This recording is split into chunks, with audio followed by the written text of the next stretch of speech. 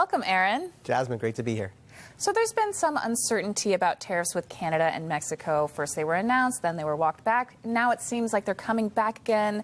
What could tariffs mean for Americans trying to buy a car? You know, there's so much tariff conversation in all different kinds, but the bottom line is if you're trying to buy a car, this is bad news. It's going to be more expensive, and it's probably going to put a pinch on supplies, both in the new market and the used market.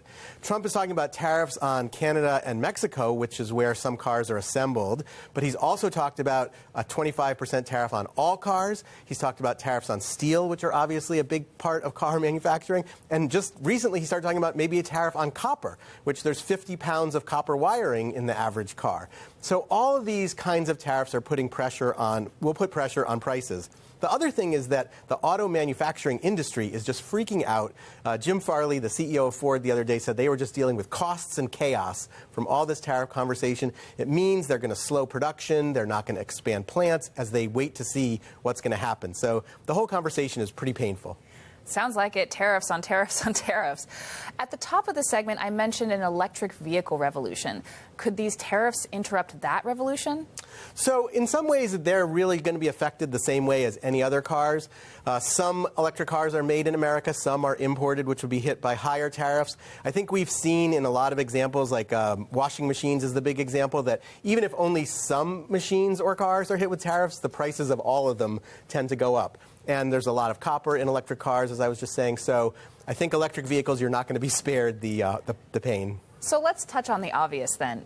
Elon Musk largely made his money off of Tesla, the electric car company.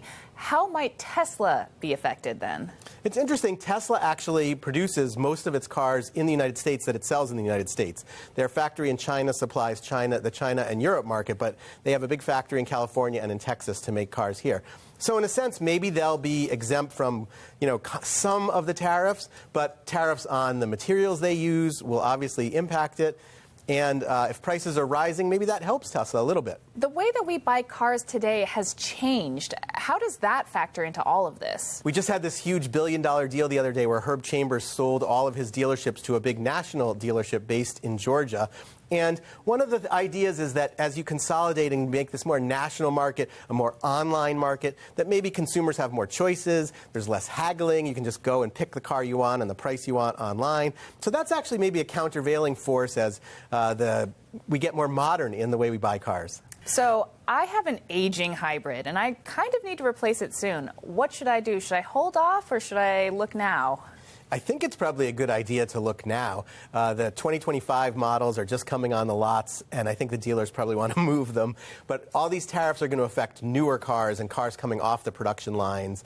So a car that's on a lot right now actually might be the best deal you can get. All right, I'm going to make my appointment now. Reporter Aaron Pressman, thank you so much. My pleasure. For daily access to Boston Globe Today, all segments and episodes are available on demand in the Boston Globe app by clicking Watch.